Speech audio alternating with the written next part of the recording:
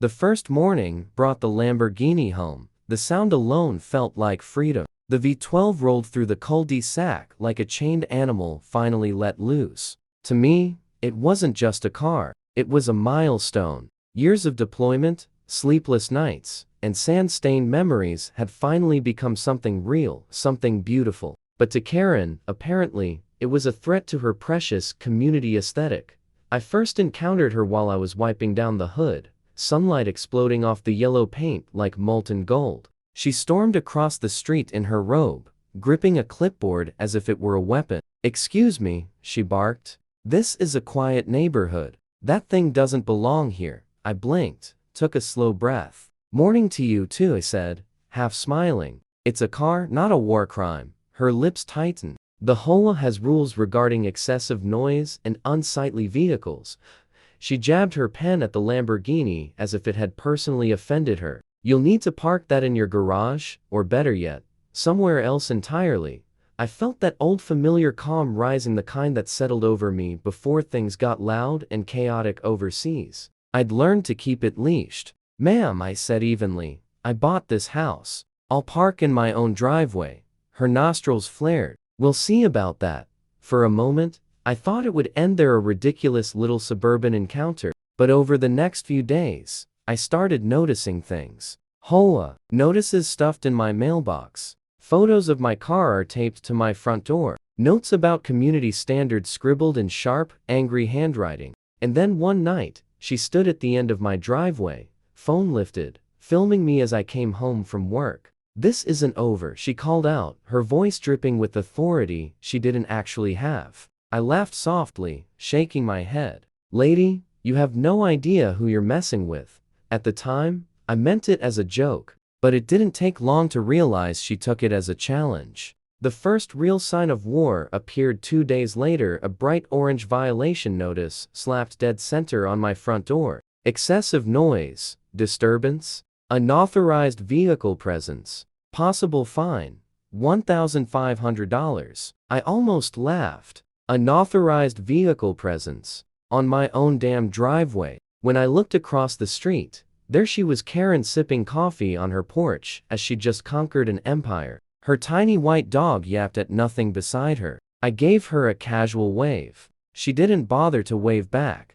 I called the HOA number on the notice. A chipper voice named Cheryl answered. She sounded about as enthusiastic as a DMV worker. "At 4:59 p.m., sir, complaints were filed by a board member." "It's standard procedure," she said. "Yeah? And what procedure covers harassment?" Silence. "Then, you'll have to attend the next meeting if you wish to contest it." So I did. The meeting was held in the community center. Beige walls, buzzing fluorescent lights, folding chairs that creaked like old joints. Karen sat at the head of the table, wearing that smug smile I'd come to know. A few other board members shifted awkwardly beside her. "Mr. Daniels," she began, her tone syrupy sweet, "your vehicle has caused quite a disturbance. We've received multiple noise complaints." "From who?" I asked, folding my arms. She blinked. "That's confidential." "Let me guess," I said. "Rhymes with barren." A few people snickered quietly, everyone except her. Her smile vanished. "This is a formal warning," she said. "If the issue continues, we'll take further action." I leaned forward just enough to make her flinch. Karen spent years in places where further action meant mortars. "You sure this is the hill you want to die on?" Her lips trembled, but she said nothing. That night, I found a fresh scratch gouged across my car door, deep, intentional. And for the first time, I didn't laugh. I stood there in the driveway, the street lights, painting everything gold and black. And the truth hit me. This wasn't about noise or rules. It was about control. And she had just declared war on the wrong person. It happened on a Friday. I remember because I had just gotten home from a late shift at the VA hospital, bone tired, mind elsewhere, still wearing the sand-colored jacket I always reached for without thinking. The Lamborghini gleamed under the porch light like a promise that life could still be peaceful. Then came the sound, metallic, sharp, unmistakable, a crunch followed by the piercing whine of a car alarm. My stomach dropped.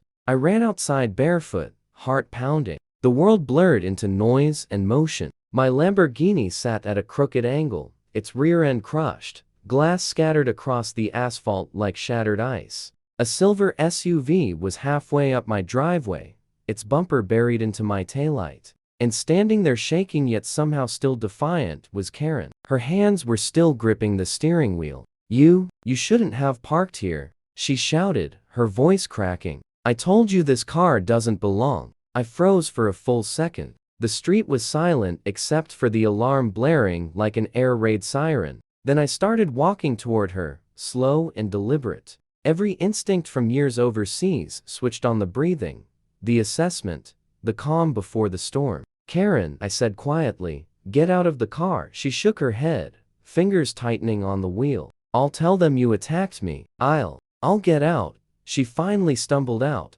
trembling, wrapped in her usual self-righteous fury. "This is your fault. You provoked me. You." I held up my phone, already recording. "Keep going," I said, voice low. "Let's hear all of it." Her words faltered. That's when the neighbors started pouring out, porch lights flicking on, phones raised, whispers spreading like wildfire. Karen's face turned pale as she realized the crowd wasn't on her side. Someone muttered, "She finally lost it."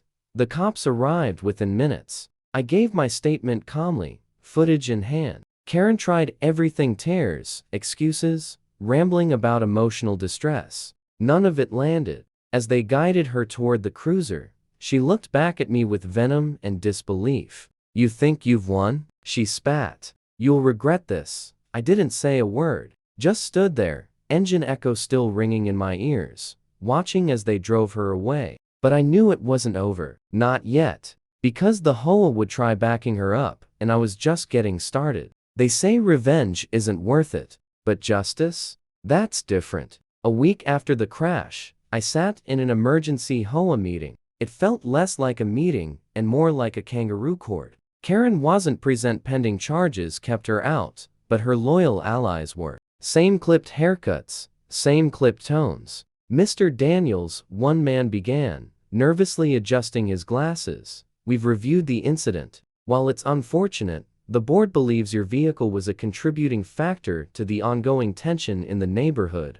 I leaned back. "You're telling me my car made her ram it?" He cleared his throat. "We just think it would be best for the community if what?" I asked, leaning forward. "Now, if I sold my car? Moved out? Pretended none of this happened?" A heavy silence filled the room. You could hear the hum of the air conditioner and the tired buzz of the fluorescent lights. I stood slowly, letting my chair scrape against the tile. "You people forget something," I said. "You play house politics. I played real ones. And I don't scare easily." Then I placed a folder on the table: insurance reports, police statements, witness accounts, video evidence. I'd spent the entire week putting it together like a mission briefing. The last page was the Hoa's own rulebook, highlighted, the clause about member misconduct causing property damage. Karen's property damage. Their liability. They stared at the paperwork like they'd seen a ghost. By the end of the week, the Hoa folded. I got a full settlement: car repairs, legal fees, everything covered. Karen was removed from the board permanently. Word spread that she sold her house a month later to start over somewhere else. I never saw her again. Some nights, I still hear that engine roar when I start the Lambo. It doesn't sound angry anymore. It sounds like peace, like control. And when neighbors wave as I drive by, I nod politely, keep the rev low, and smile to myself because deep down, they all know. Karen learned the hard way.